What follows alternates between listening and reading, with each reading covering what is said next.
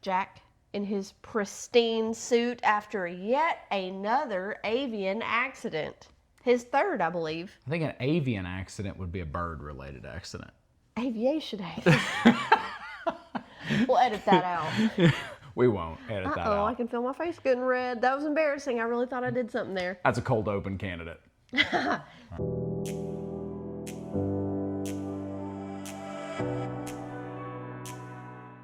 We're live. Welcome to the Lost Together podcast. I'm Joe, and this is still my attempt to, you know the rest of it. We are well into my attempt. We are now like a pretty good way into season 5. If I'm not successful at this point, I don't think the rest of it will convince you. Like, I've said it before. Yeah. I'll say it again. I'm bought in. Yeah. This episode is one of my favorites from this season. Finally, some mother effing answers.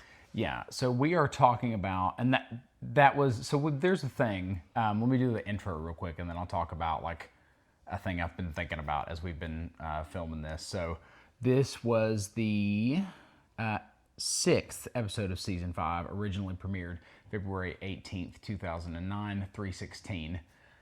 So I think it was Matt Damon not too long ago was talking about how movies are different now because people film them differently with viewership in mind. About like, basically you have to have a lot of exposition in movies now, a lot more than you used to, because people just physically cannot pay attention to what they're watching anymore. They can't. We've rotted our brains with short form video. I kept having to like, and this is not a criticism because I do it too, but like this is an episode with a ton of stuff where they actually start to explain it a little bit. And I kept looking over at Morgan to see her like, I have so many things. I have so many things Scrolling. happening in my brain. So many things I have to buy, I have to put together, I have to organize, I have to do. And so. Yeah, so basically, like, I like didn't have to stop it, thankfully, because I knew that something was coming up. So I'd be like, look, right. And I mean, I do it too. Everybody does it. Like, it's now like a problem. I do find that if I can ever just totally put my phone away and watch something, that it's a way more enjoyable experience when you can actually do it. That's why, like, we still go to the movies, which is very not common anymore. We go to the movies and there's barely anybody ever in there when we go. I can't remember the last time I went to a movie that had a bunch of people going to it. I'm happy about it because it makes me nervous being in the movies. Well, yeah. People act a fool in public, so you know.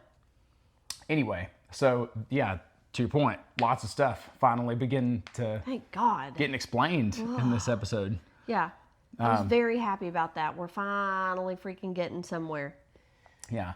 So because there is a lot to talk about today, let's go ahead and get right into it, because this isn't one of those where we're going to go, not a lot actually happened. Yeah. A lot actually happened. Yeah. So let's get right into talking about 3:16 and the recap. Yeah. So the title 3:16 is our second reference to John 3:16 in the Bible. God so loved the world that he gave his only begotten son. That whosoever believeth in him should not perish, but have everlasting life. Yep. So, God almighty. Sorry. I was gifted my birthday has happened between this episode and the last one. Thank you. And my team at work gave me a new bottle with some like time marks there for how much I need to be drinking. Surely you have had your gallon water bottle on here before. Have you guys ever seen him? Okay. They have. Yeah. For sure. They've seen it. Yeah. My work, and that's not even the funny thing. My work actually got us one of those, what do we even call those? I don't know if they have these in Australia. Surely they do. What? The big bottle, the one that they got me as a joke. Oh, it's like a water cooler. Like a water cooler, like a 5-gallon. Yeah. They got me one which they decorated up to look like a water bottle, and then they got some PVC pipe and wrapped to look like a straw. To look like a straw. As a joke, right? And then they got me that as my actual gift, so it was great. But anyway. Yeah. Anyway, so I just wanted to point that out. This is our second biblical reference specifically to that section of the Bible. Mm-hmm. So I don't know if John is the only begotten son or if it's Jack. Well, I'll discuss that later in Art Within the Art. So, okay. Yeah. It's one of or Ben. Ben could be the only begotten son of the island. I don't know. But anyway, so it opens with a callback to episode number 1. Jack in his pristine suit after yet another avian accident. His third, I believe. I think an avian accident would be a bird-related accident. Aviation accident.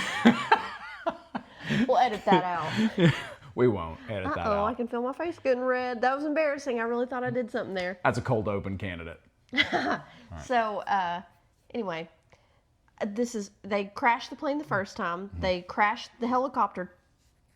Did they crash it once or twice? I think it was only truly crashed one time. Okay, so then this is crash number 3 that they've been in. And he wakes up on the island in his suit, looking great. And I thought that maybe we had like time traveled again. Like that was my first thought was, oh, here we go. We're back in time. And I was waiting on Vincent to run up and lick his face and stuff. But no, he wakes up and he's like, oh. And then you hear Hurley going, help, help. And Jack, just with wanton disregard for how deep it is, or are there rocks at the bottom or whatever, jumps off a waterfall to save Hurley, who obviously can't swim, who's using what I assume to be is Charlie's guitar case to stay afloat. Gets him, to where they can stand, and then there's Kate knocked out on the rocks. I think that was the opening. Yep. So now we're off the island.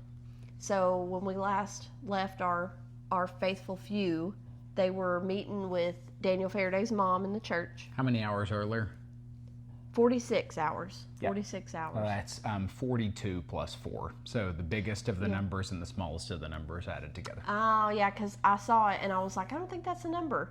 But no, it's 42 and 4. So 4 is the smallest of the numbers and yeah. Alpha and Omega. So, anyway, they walk in and she's giving us some answers. Baby, we're finding out what's up. So, she takes him down through this spooky hallway set of things, and she's like, hey, this is how they figured out how to find the island. The Dharma Initiative called this place the Lamppost. And the Lamppost is this giant room with the globe on the floor, and this pendulum swinging. And it's like, I think pendulums are one of the coolest things ever. I think that a pendulum is so damn cool. And the fact that you can hang a pendulum and it'll just swing with the Earth's rotation, I think it's like magic. It's so freaking cool. So this pendulum has swung over different parts of the globe and made little etchings, and she's like, the people that started the Dharma Initiative used all these crazy mathematical equations to figure out where in time the island is going to be. And they find little windows of time, and your specific window closes in 36 hours. So you guys need to try to recreate the, what's the word? Conditions of your first flight as best you can. And Jack's like, well, what if, because I think it's just him, Ben, and Son, and Desmond. And he was like, what if this is all we can do? And she's like, well, it's unpredictable. Like, the probability of you getting back to the island's unpredictable at this point. So she then takes Jack away to just him, and she's like, she pulls out a little envelope, and she says, this is for you. He says, what is it? She said, John Locke's suicide note. Oh, somebody killed himself. So, Locke's like, Jack says, well, I didn't know he killed himself. And she says, yeah, obituaries tend to leave out when somebody hangs himself. And they do. They do. Well, because who wants to read that? Everybody wants to know. But if you think about it, obituaries don't typically even list the cause of death. No, but they should. I don't think so. It's weird. I want to know. Yeah, I know you want to know, but it's a weird thing to read because not every person who's reading the obituary wants to relive that again as they read the obituary. They used to put causes of death on headstones. Yeah, that was weird. But we used to do a lot of weird stuff. There's a around. cemetery up where by my dad lives that's really old, and a bunch of miners had died, and they buried him in that cemetery. And they all have their cause of death. One guy, he was electrocuted. It was on his headstone. We were just watching an episode of Family Guy where they were making fun of that old video game, The Oregon Trail, and Meg died of dysentery or whatever. And as she was dying, she was like, "Please don't put on my tombstone how I died." And Peter's like, "Oh, we have to." And then it flashes away, and somebody's reading a tombstone, and it says, "It feels like explosive is an unnecessary word there." So anyway, Desmond is there to find Eloise Hawking, which we already know is Daniel Faraday's mom. And she's like, as she's explaining to the group, hey, you guys have to, she hands this big binder to Jack, and she's like, hey, Ajira Airlines has taken a flight to Guam on this day at this time, and I'm pretty sure this is your window, so y'all all need to like be on this plane. And so Desmond is like, hold up, y'all are willingly going back to the island right now? And she's like, yeah, I mean, pretty much. And then he storms over the top of the globe with absolute no regard for this ginormous pendulum that is swinging. Okay, but in fairness, we were talking about it as it was on. Nobody was paying that pendulum any mind. And everybody else was on the periphery. But they were still walking around, not even looking at it. They were like, just walking through. And like, nobody else walked through. What I'm saying is that it's a pendulum. It's not just staying in one spot. They didn't walk the perimeter of it. Like, you can watch Eloise Hawking walk back and forth across it over and over again. Ain't nobody paying that pendulum any mind. Well, I mean, Desmond did it like 3 times. You'd think that this one dude of them is begging to get nailed. You'd think that one of them would go like, at some point. Or at least like hesitate, Yeah. like look at it. None of that. So he marches across the globe and he's like, this woman cost me 4 years of my life because she told me it was my destiny to go to the island. And he gets right in her face and he says, your son sent me to deliver a message, which is that you are the only one that can help us get back to the island. And the fact that he delivered that line and didn't lose any of his fire, because I think he thought he was doing something right there, but like, duh, guess what, buddy? That is your answer right there. Like, why is that not clicking for him? Right then, that like, oh shit, it's all right here, everything's right. She is going to help us get back to the island. Well, because no part of him was told that he had to go back to the island. So like, but they're telling him everybody has to go back to the island. They're telling him that they got to recreate the conditions to the best of their ability. But they're not saying you have to go back to the island. Like it's implied, but nobody's saying like you have to go back, Desmond, or it's not going to work. Well, I mean, he wasn't part of the Oceanic Six. Exactly. Anyway. Exactly. But he goes, she says, the island's not done with you, Desmond. And he goes, well, I'm done with the island. And he storms back across that globe and walks out. And I was like, all right, do it. So let's see. Jack everybody leaves. And Jack gets a call, and he's like, hello? Well, what happened? Now, hold on.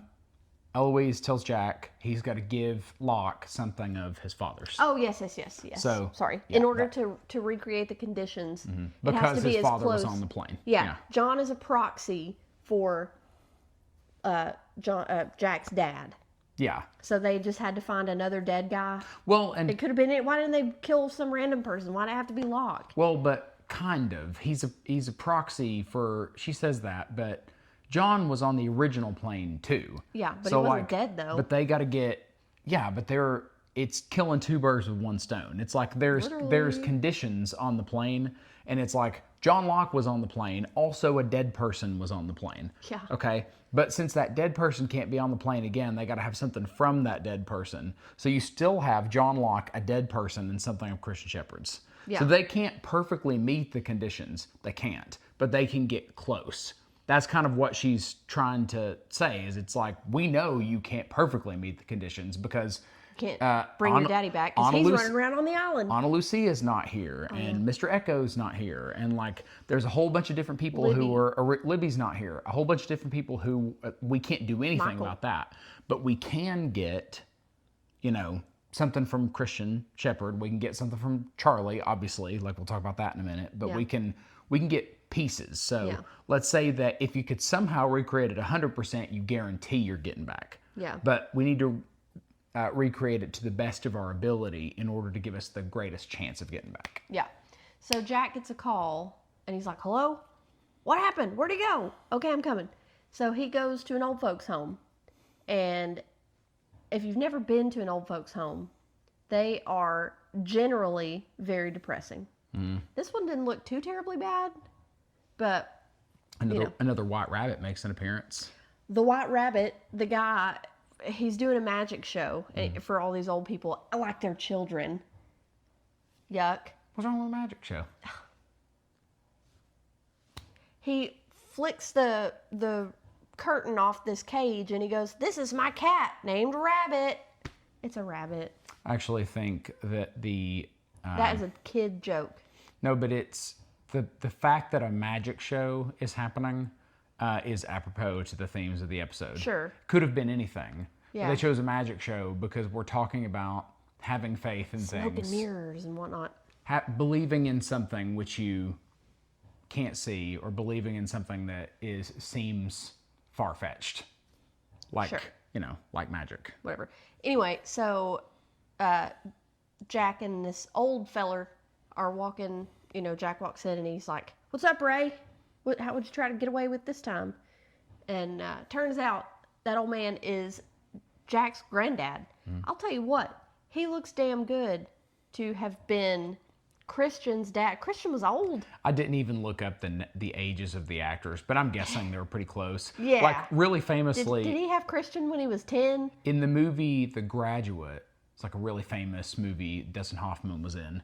His dad was played by the guy who played Mr. Feeney in Boy Meets World, and that guy was younger than Dustin Hoffman, Embarrassing. and he played Dustin Hoffman's dad in the movie. So, like, it's not unheard of to have actors close in age play each other's parents and all that. Well, Yeah.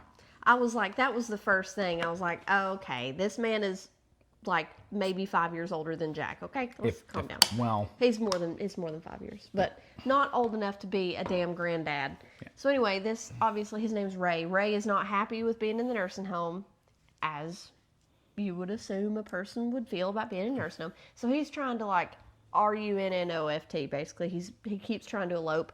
The nursing home has told Jack that if he does it again, they're going to kick him out, and he's going to need to go to like a full-time assisted care, like a real nursing home. So Jack tells him that, and he's like unpacking the bag that Ray had packed for himself to leave. And Jack says, "Where are you going to go?" And he says, "Anywhere's better than here," which Jack then says again later. But anyway, Jack's unpacking the bag and he finds these dress shoes. Turns out those dress shoes are Christian's. And the daddy says, "Yeah, you can have them. Christian's mom sent me a box of his Christian's stuff when wife. he died. His wife Jack's mom sent him a box of Christian stuff after he died. Sorry, I'm having a stroke." And anyway, Jack's like, "Can I have him?" He says yes. So it clicks right there like, oh, good, these are the thing of my dad's that I can give to John Locke. So he then gets a call from Ben. Ben sounds like he is crying, and he got his ass whooped. This man has been whooped so many times throughout this series. Well, he kind of earns it. Yeah, he does. But he had left when they were with Eloise. He and Jack were kind of in the sanctuary of the church, and Ben was like, "Hey, I got to go tie up some loose ends." So I don't know where he was when he got his ass whooped, but he got that ass whooped. So he's like, "Hey, Jack, I need you to go to the butcher shop and get John's body." Okay? So Jack goes, and then he puts his daddy's shoes on John's body. And then he takes that suicide note and stuffs it back in Locke's jacket, and he goes like, "I already heard everything you got to say." Which, what an arrogant thing to say to a dead body. Like, obviously you didn't hear everything I had to say, because now I'm dead and you'll never hear anything I have to say ever again. Like, here's one more thing, and you're gonna stuff it back in his pocket. I think that's important, actually. So Yeah, just the arrogance of that. I was like, yuck. So, yeah, so now John has on the shoes, so we're all good there. I forgot about the church. So, they're sitting there, and Ben tells a story about, is it Thomas the Apostle? Yep. Who, I didn't know this story. I didn't know the story about Thomas the Apostle. It's okay. Go ahead. We'll talk a lot about it in a minute. But, then we'll do that. That's fine. So, let's see. So then it's kind of up in the air about who's going to be at the airport. Ha ha ha. Kate sneaks into Jack's house in the middle of the night, and she's like, he hears, somebody clinking around. He's trying to pour himself a drink. He hears somebody clinking around. This is before he goes to the butcher shop. Oh, it was? Yeah, you just. Oh, yeah, because he had the shoes. Yeah, and he's like, they're my father's. Because it's all up in the air about who is coming, who's gonna be there. Because before she was like, I'm not going back to that island, whatever. So she's laying on his bed, and he's like, what are you doing here? Where's Aaron? And she goes, don't you ever ask me about me and my son? What's that? There's a video. Don't ever talk to me and my son again. Yeah, it's just a meme. Yeah. It's always a picture of two things, which is like a bigger version of the thing and a smaller version of the thing. It's like, don't ever talk to me and my son again. Yeah, yeah. I don't even know where it comes from. I don't either, but that's what it made me think of. She's like, if you want me to go with you to the island, don't ever ask me about Aaron ever again. And he's like, okay. And then they make out. So, anyway, the next day, they go to the airport. Mm-hmm. Jack sees Kate. He sees Saeed and some lady. And, that's all we see in the airport. And the guy behind the desk at the airport is trying to establish the relationship between Jack and his dead body that he's bringing on this airplane. And Jack was totally honest. He was like, he's my friend. And the guy was like, why are you going to Guam? And Jack was like, that's what he wanted. Those are his wishes. And the guy's like, well, who in Guam is going to receive the body? Funeral home? Jack's like, nope, just me. I'll be accompanying the body. He did not even try to lie or nothing, because he's like, whatever, this whole plane's going down, it don't matter. So he gets on, and there sits Hurley and Son and Saeed and this lady. And Hurley, who has bought all of the standby tickets. Oh, yes, he bought all the tickets. And the little lady at the airport's like, all these people just want to get to their destination. Like, why don't you want them to travel? And he looks back, and there's a mom and her kids and an old guy. And he's like, whatever, they can catch the next plane. He's such a sweet, sweet boy. I thought he bought out the whole plane. No. So, very sad. But I don't know. I'm trying to remember, because last I remember, Hurley was in jail. How did he get out of jail? Who got him out of jail? Who told him to get on the plane? What plane to be on? Who gave him Charlie's guitar? Because then when they're on the plane, Ben gets on. Because when I first watched this episode years ago, I assumed it was Ben. Because Ben's like, I gotta go take care of something, right? And then he shows up all beaten up. Mm-hmm. But then when Ben gets on the plane, Hurley's like, what's he doing here? Get him I off. didn't know you were gonna be on here. Yeah. Right? So. Yeah. And then Ben's like, who told you to be on here? Mm-hmm. And then. Yeah. And then same with Saeed. Who the hell told Saeed? Because he left and said, if I ever see, to Jack, he was like, if I ever see you or Ben again, it's not going to be pleasant for any of us. Mm-hmm. So here he is with this lady. Who told y'all? And why'd you bring this lady? You know the plane's going down, and you're like, I'm not going down alone. So they're sitting on the plane, and there's a whole half of an airplane full of people. And Jack says, what's going to happen to the rest of these people on this plane? And Ben, who is sitting right across from him, goes, who cares? Ew. I felt sad. I didn't know that there was a whole plane full of people. So I was like, oh, these poor flight attendants. They don't even know. It's a whole bunch of people about to go down. They have no idea. Let's see. What else is going on? Jack did not sit with Kate, which I thought was interesting. For takeoff. Nobody's sitting together except for Saeed and this lady. Oh, and Hurley's got on an eye mask. He just didn't want to see it. That sweet baby. And what book was Ben reading? Did you catch it? We'll be talking about that too. Okay. So Ben's reading a book, And Jack's like, I don't know how you can do that. And How can you do that? Yeah, and he goes, my mother taught me. He says, how can you read? Yeah. He said, my mother taught me. Good one. So he says, Ben says, that's better than what you're doing, which is sitting around waiting for something to happen.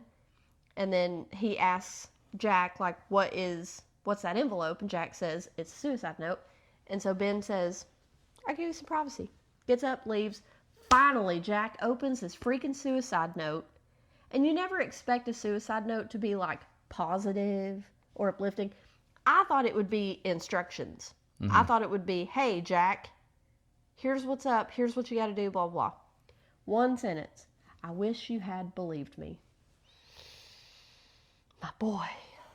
He tried so hard. And he had to die for you to believe him. Mm-hmm. That's your Thomas the Apostle thing. So, the plane goes down, obviously. Hold on. Oh, what? You skipped a pretty important detail. Which thing? Pilot. Oh, yeah. Yeah. They're flying, and it comes over the radio. Hello, Flight 0, whatever. This is your pilot, Frank Lapidus. They're all there together. And Jack says, like, isn't it crazy? Before he knows that Lapidus is the pilot, he's like, isn't it crazy, like, me and you and Son and Saeed and Hurley, we're all, like, together again on this plane. And Kate says, we're all on the same plane. That does not mean we're together. And then Lapidus comes on the thing. So Jack goes to a stewardess and he's like, hey, I know the pilot. I need you to tell him that I'm on this plane. So she goes like, okay, gets on the plane, or gets on the phone. Hey, here comes Lapidus, beardless, looking like a totally different person. Now, I mentioned in a previous episode of Lost Together podcast that the guy who plays Frank Lapidus is one of the few people that I think look way better without facial hair than with facial hair. And he's good. quite He did. handsome, yeah, striking. Yep. But he looked like a completely different human being. So he's like, hey, Jack, what's up? And then he looks and he sees Kate and Saeed and Son. And he's like, he told Jack, like, yeah, I fly this route all the time, like, whatever. And then he looks around and he's like, we're not going to Guam, are we? No, you're not, my friend. You are not. He gives him a real smoky, like, we're not going to Guam. Not panicked at all. Like model-esque. Like, yeah. Like, dude, you are responsible for all these folks. That's got to be a screen grab. You are not nervous. You are not nervous. This is crazy to me. So then the plane goes down. And then Kate, who's unconscious, wakes up and she goes like, where's the plane? Are we here? I guess in the most technical sense, plane doesn't go down because you don't see it go down. Oh yeah, no, it's just like the time travel flash. thing. Yeah, it's like buzzing and bright light and whatever. So maybe they've time traveled off the plane. Well, okay. Anyway, finish and then I hope that they time traveled off the plane. Well, just think about. Well, here, finish and then I'll get into it. They've obviously time traveled because after Kate wakes up, we see the Shambhala van coming through the woods looking very nice, pristine, not rusted, bright blue, and who gets out but Jen in a Dharma onesie with a big old gun. And he points his gun and they're like, Jen? And then he has to like lower the gun before he recognizes like, I don't know why that is so baffling to you. How does he not know that's him? Just think about like randomly seeing people, right? But it's people who you think are dead or are gone off this island, this mythical island that they happen to escape from. I think you'd have to be a full idiot to see people and think, that's probably Jack and Kate and them. Like, because he has no reason to believe that. It'd be like seeing a dead person. Like, you'd have to look twice. Like, just think of any person you know that died. Right? And going like, hey, you're wrong here, I'm telling you. Like, it's crazy to think that he would see him and just intuitively go, that's Jack, obviously. That guy who got on that. It's not, it's Hurley. How can you look at Hurley and not be like, oh, that's Hurley? Baby, he saw all these people escape on a helicopter. Like, what part of his brain would go, that's probably the people who escaped on a helicopter? Like, instead of, that's probably some other people, like hostiles or something here on the island. Remember that Dharma's dealing with the hostiles on the island. I mean, didn't we at one time talk about like, of nobody's freaking out about this time travel thing because, like, of course we can time travel on this Yeah, because island. somebody mentioned time travel to him. Like, somebody said, hey, we're time traveling or whatever. And then, like, Eloise is like, oh, yeah. Okay, that makes sense. Time travel, that makes sense. Yeah. I just mean that you wouldn't, he does a double take. It's not like it takes him 10 minutes to recognize them. Like, he sees people from a distance, right? Driving up in a truck. He gets out with a gun. And then he's like, oh my God, it's them, right? Like, after just a second. Because remember, it happened with Sawyer, too, when Sawyer ran into Jen. Yeah. Yeah. It takes a second because it's I guess. it's not instantaneous because it'd only be instantaneous if you were looking for him. I don't know. If you were going like, if you're looking for, just imagine like we're going to Hawaii in May, okay? Just hypothetically speaking, we got this friend named Rachel, okay, who just got engaged. And Congratulations, Rachel. Congratulations, she's Rachel. She's never going to watch if this, you're but if watching. she ever did, congratulations. Yeah, congratulations. Long time coming. Yeah. But so we fly to Hawaii. We're on a hike. And we see We Rachel. see a person, and it turns out to be Rachel. You would never instantly think that's Rachel. No. Because you'd go, she's back in Tennessee. Yeah. Right? Your brain wouldn't put that together. Yeah, I'm like sitting here trying to convince her at the end. It's not weird that it took him half a second to look and see these people. I don't know. But now also, I don't know if this is significant, but in the crash / time jump, whatever, the suicide note has become ripped up, and the only part that survived is "I wish." So, Yeah, so that's it. that's the episode. A lot of stuff happened. So about the flash crash or whatever. So remember when they were when the first time jump happened and they were in that boat. Yeah. Remember, like some of them were in the boat. Yes. And then they jumped because they were in the radius. Okay. Of the island, So they yes. jumped with the island in place and time. Okay. Yes. And so that's what happened with the plane. Okay. Basically, is the plane was in the radius. That makes Basically, sense. it's like Yes. over So the the island was like jump, somewhere. right? And then the plane is now Still, yeah. well, it's now somewhere. We'll see. Some when? Well, because they're there. Yeah. So it stands to reason that other people would be. However, also remember that the time jumps they don't affect every person. Right, exactly. So I'm Yeah. thinking that the whole front of the plane is just empty now. Yeah. Well, maybe. Yeah. You'll see as we get through, but that's just to clarify, like, Yeah. It's I a little- Didn't, I it's- didn't think that the whole entire plane jumped. Ajira handled the properties of the island better than Oceanic if you're putting in a review. Just for if you care about those two But- airlines. Like, Again, we remember that the Ajira bottle washes up on shore, and you're not going to get trash from a plane unless that plane has crashed. I think the airline names in Lost are a lot cooler than actual airline names. Ajira. Yeah, that sounds exotic.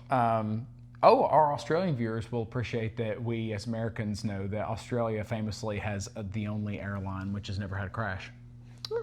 Qantas. Is that from Rain Man? Yep. And it's 100% true. They've never had a crash. So Qantas never crashed. Oh, Qantas never crashed.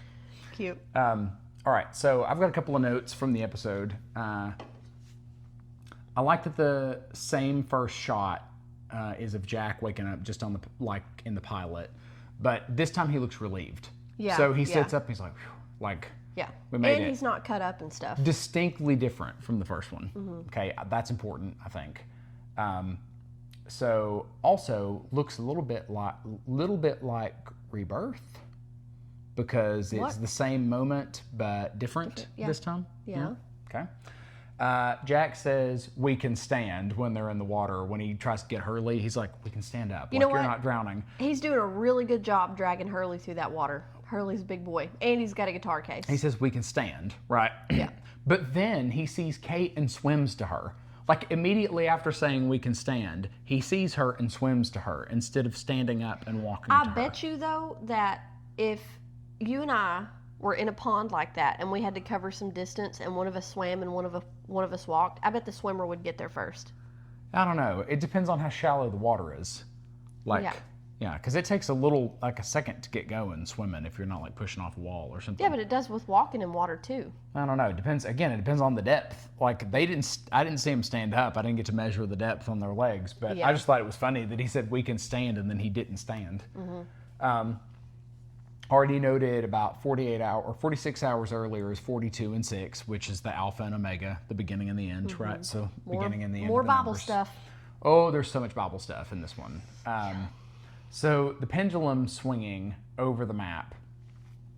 I don't know if you noticed that it had left all these like asterisks. Yeah. Okay. Yeah. You also didn't mention in your recap that Eloise was explaining that they were tracking electromagnetic pulses. So they were trying to figure out like where the island was going to be. He mentioned that, but they're not predicting. Just try to reason this out. Like if you can remember the globe, right? It's not covered in asterisks. No, it's spots. Right. So there's spots that the island moves to. Like, Bet you some of those are lined up with the pyramids. well, possibly. But anyway, so they've mentioned that now, and that's important to know for later. You gave me a note while we were watching. Oh yeah, just an old wives' tale about pendulums.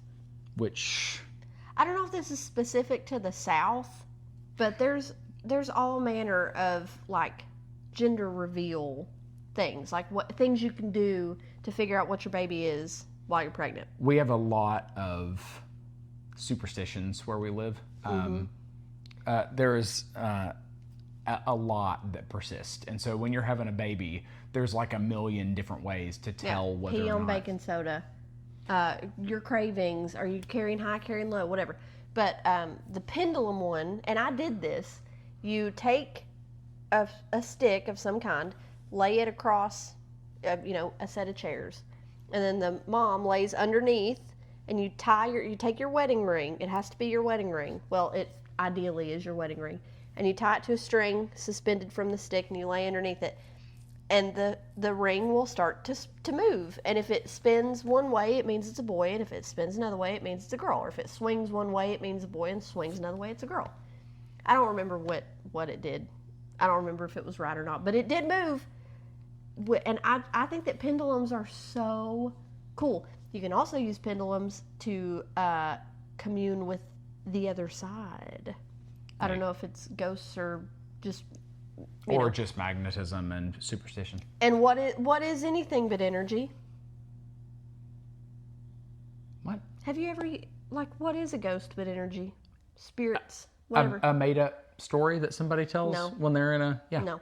Pendulums are so cool. I love pendulums. You said that like that's so funny. That it's a fact that ghosts exist. So that's the premise of that statement. No. Yeah. What is a ghost but energy? As if it's not even possible that it's just a thing people made up to cope with the fact that somebody they knew died. I don't know. I'm just saying. Right? Like it's just saying. It's made up. Anyway.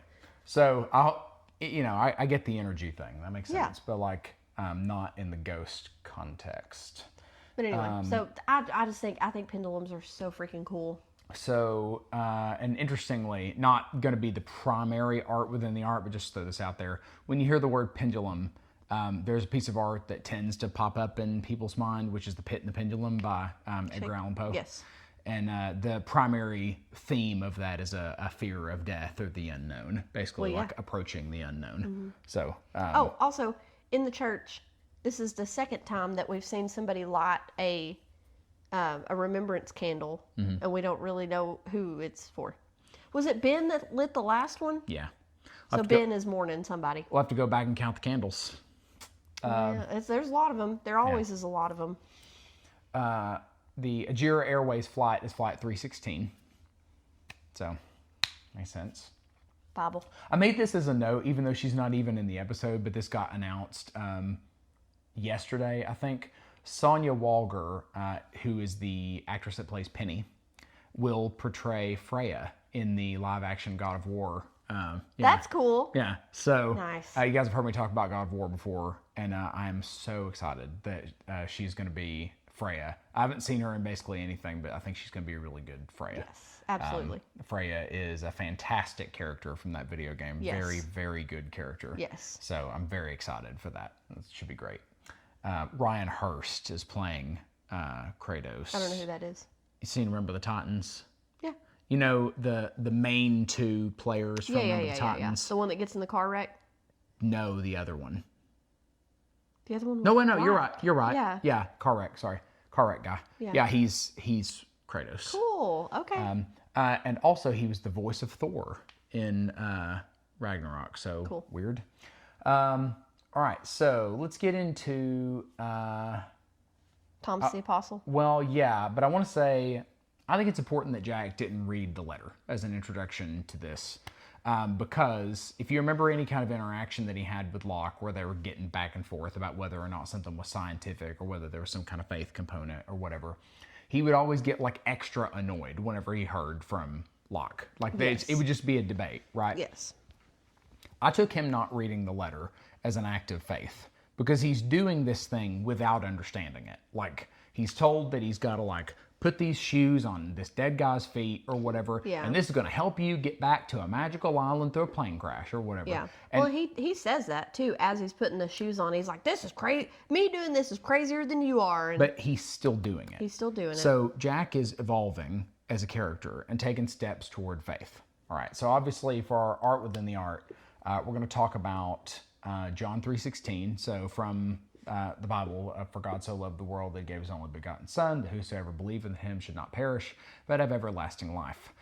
So that is really the theme of John as a whole and the Gospels, and that verse specifically is about the reward of faith. So not just like there's a prescription for everlasting life, which is belief. And then there's another verse in John, it's in 20, that talks about blessed, I think I marked it down. Blessed are they that believe without seeing. So essentially like a whole theme in John is that believing in, in the biblical sense, believing in the Savior, but in this sense, it's believing in this quest or whatever, will lead you to where you want to get, like your. I hope he comes back to life on the island. Well, resurrection, that's why I was trying to point to a couple of things, is that resurrection is, you saw Christian. And Claire. Right, and Claire. But we don't know for a fact that Claire's dead. We're alluded to the fact that she's dead, but we know Christian was dead. That man was embalmed. And then walking around on the island, empty casket. Right? Yeah, he was flat out dead. So resurrection is a thing. Everlasting life is a thing in John. But I also thought it was interesting that we're talking about, so we get to hear the story of the Apostle Thomas. And so Thomas was one who, even though he witnessed miracles. So Thomas literally witnessed Jesus perform miracles. So in his actual life, he walked around and like watched Jesus walk on water, turn water into wine, feed 5,000 people with just a handful of fish and some bread. And, all these miracles he watched Jesus perform, raise somebody from the dead, and he still doubted. So despite everything that he saw, he still doubted until he could literally touch Jesus' wounds. And so that's why the Apostle Thomas story is so important for Jack, is because Jack has seen crazy things. Fantastic things. Jack has seen absolutely fantastical things on this island, and he still doesn't fully believe what's going on. So that's He's where getting there. There is an expression, it's a lot more commonly used in the UK and maybe Commonwealth countries like Australia, I'm not sure, but it's called a doubting Thomas. You ever heard that? No. So it was like a slang word for agnostics. So it's like a doubting Thomas is somebody who's not certain in their faith despite all the evidence. And it's got to do with the Apostle Thomas? Mm-hmm.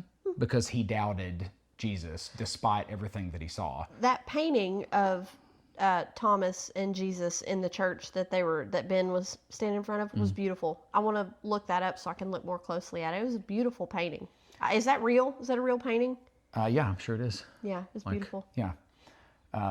So also want to mention for Art Within the Art that Ben is reading Ulysses, which is a James Joyce novel. so Ulysses is literally like a.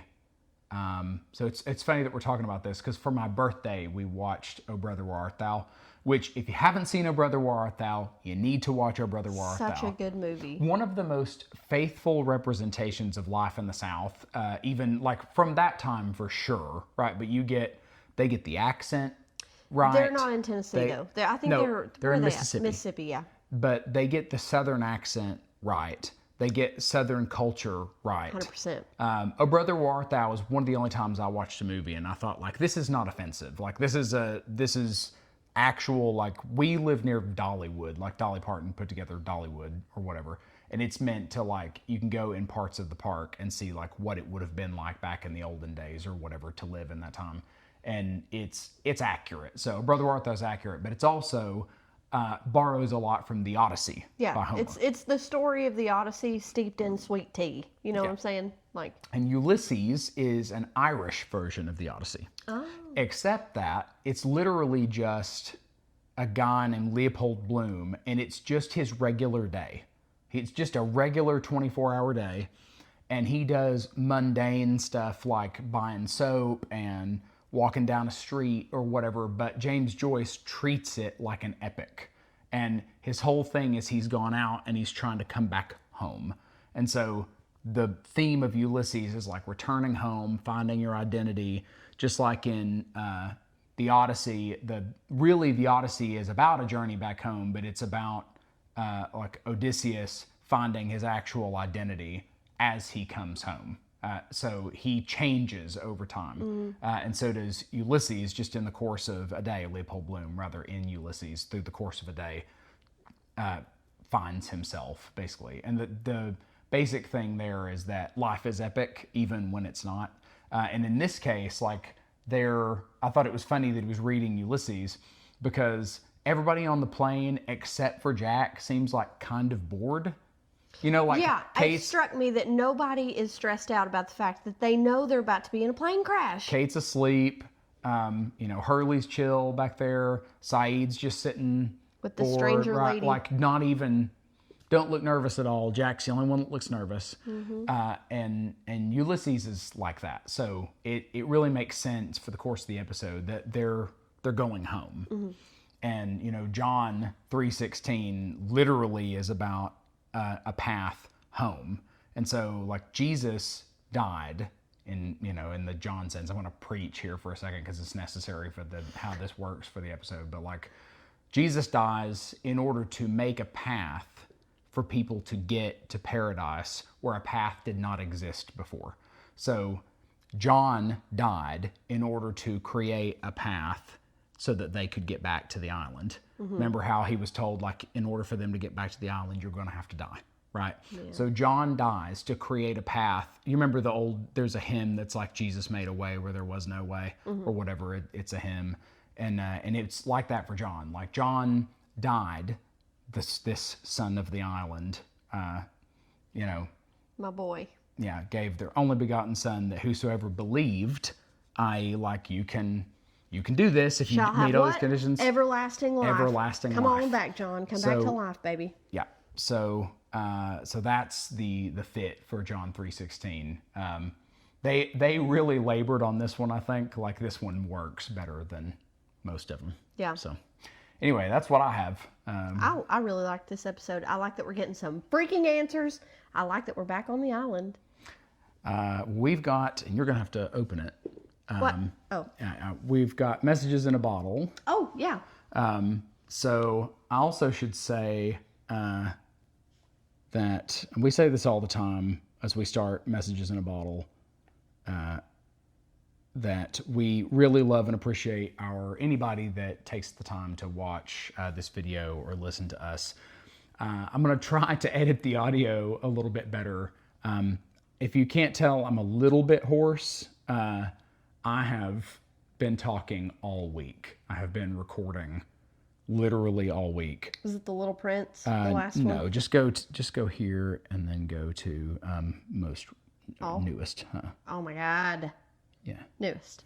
I've got to walk Morgan through The Place is Death. Okay. Yeah, This Place is Death. Anyway, why is your voice so hoarse? What have you been doing? I think I've mentioned before that I built a a course on project management, and I was filming the modules this week. I got like 75% of them done, but that's because there's over 300 of them. So I took a week of PTO off my regular job, and then I literally recorded all week. And do you know what? We cut our teeth recording with you guys. Thanks, Lost Together. Yes, thanks, Lost Together. And he recorded it on his phone, which is what we're recording this episode on, because you guys were all like, oh my God, we're seeing you for the first time. Yeah. Otherwise, he probably would have recorded it on his laptop. So if any of you guys want to become a project manager... He's going to have the courses live soon. Yep. Well, probably in a couple of months. Well, I'd say about 2 months or so. Soonish. All right. So from Matt, I almost forgot about this. What's with the British accent thing at the beginning? Thought you were about to break out in Master of the House from Les Mis. Oh, that's a good one. He's never seen Les Mis. Never seen it. Isn't that insane? I've read Les Mis, which is torture enough. Not the same. No, I was going to get 24601 tattooed on myself for a long time. I was like, I am Jean Valjean and I need that tattooed on me. But I didn't get it. And then I added the scene so that he would know what we were referencing. Yeah. Not me, not Hermione, you! All right. From Greg, note Saeed's words at the pier, I don't want any part of this, and if I see you or him again, it will be extremely unpleasant for all of us. Yes. Yeah, and it was, because they had another plane crash. Joe nailed it, re Danielle not recognizing Jen. We have two things going on. The production issue, which is explosion in characters and storylines, and the need to retrofit reasons for events. In this instance, many years on the island and the onset of complex mental illness from isolation and having her baby stolen, etc. are the reasons she's forgotten Jen. That said, there's not one scene in any post-2004 episode in which they come face to face. Yes, he's there when she enters the camp one time, but not one shot shows her looking at him or interacting with him in any scene. He's just a face in the crowd that surrounds her. Okay. Joe, I think you meant This Place is Death by the Deftones, not Depeche Mode. I didn't mean that. Sorry about that. I checked, and the song also discusses a relationship with a boy, has a girl in which reality interferes, much like Danielle and Charlotte. Coincidence or fate? I mean, it was written after, so maybe they were inspired. All right, so again, is that that song? No, that's Days Go By the Talking Heads. Okay. That's a fantastic song, but it's got nothing to do with this. All right, so Matt, I love the screen grabs. That's my favorite thing you guys do is the screen grabs. They're not always very becoming. Matt says, this will hitherto be known as White Lotus Season 3 face. If you know, you know. If you know, you know. And you will make that face too. Brotherly love. Woo! Okay. All right, so from Kira, wow, the video quality improvement. It's like you've gone from black and white to color. Amazing. I assume there's an entire production team just off camera now. And then Matt says, I want to believe. Like we don't have a production crew. What we have is, and this is a little bit shameless. I'm going to skirt a thing real quick without addressing it directly because I don't think we should address it directly. So I really hope that you guys really enjoy your time like watching and listening to us. But something you should know about me in my like personal life and how I deal with people is that I'm pretty much always inclined toward being irreverent. So it's like it's very difficult for me to take something super seriously unless I personally take it super seriously. Yeah. Actually, it's a bad habit. But I have a tendency to just poke a little bit when somebody like really cares about something. And I don't ever mean to be malicious. It's just like funny. I don't know. I really try to be pretty light about it. But I essentially, there was a post which I said something kind of flippant in our group, which we love and I cherish everybody who watches and listens to the show. So hopefully if I offended anybody, I apologize for having offended anybody. But she'll tell you, like, I just don't let me know that something's super important to you because it's like an instinct. I don't know why. And I'm not dissing or anything. You should let him know that things are important to you. You said that wrong. Well, what's a good example? Don't share with me what you care about. Okay. A pretty harmless example is that we've got this mutual friend who's a friend of Morgan's first, who's like, passion is environmentalism, like really into environmentalism. And when I first met this girl, she came over to our house and I was drinking out of a plastic water bottle, and she mentioned like how bad it was. And I said, I actually intentionally drank out of plastic water bottles because I don't believe that it actually affects the environment. I was like, of course I know that that's not true. I know that's not true. Oh, that's what you said. Okay, Yeah. I thought, okay. No, Yeah, that's what, he said that to my friend. I don't believe that, right? But like... It's like not only a dumb thing to say, because it's stupid and wrong. Obviously, everybody with a brain knows that plastic bottles are bad for the environment. But also... he didn't have to do that. He did not have to wind her up, but he just cannot help himself. It's a bad habit. It is. And I'm surrounded by people who believe in ghosts and all kinds of stuff like that. And so I just like, and it's weird that people can't just have the ghost thing as like a passive hobby. They have to like integrate it into their psyche or whatever. It's like they have to passionately believe that a weird sound they heard one time was a disembodied spirit. Doesn't make any sense. So also, I don't like people who are super certain about stuff. Except you. No, because I am filled with dread and doubt about everything that I do, basically, and I just like... But by God, good luck admitting that you're wrong about something. You know best, don't you, babe? I am very much... I said this early in our podcast. I empathize with Jack because Jack's resistance to Locke is because Locke feels so certain about stuff he's saying. And Jack has doubt. Right? And as they say in the movie doubt is a bond as strong and sustaining as certainty. And that is 100% true for somebody like me. So, yeah, anyway, that's all that to say. Being off camera, I don't know what inspired me to talk about I don't either. What the hell? They're talking about us having a production crew. Because there's not a production crew. Oh, that's what I was, okay. Probably, and I know he's problematic now. I've mentioned it before. I love Ricky Gervais. I think he's one of the funniest people that ever existed. And he used to do this show on XFM with Steve and I'm sure Carl. that you've talked about the XFM show on here before. Like the thing that I love so much about it was that it was kind of shoddy. Like it felt like they weren't trying very hard. And there's just something funny about that to me that I think is excellent. So, and I think that just buried into my psyche about like, I'm doing a podcast or whatever. So I refuse to spend like 8 hours editing the video, you know? So, I think that's essentially what happened, with that. So I'm trying a little bit harder now on the editing, Kira. That's all you're saying is that I'm putting more effort into the edit. So, Daniel adds, really need to watch White Lotus. Thanks for the reminder. It's so good. Greg adds, same.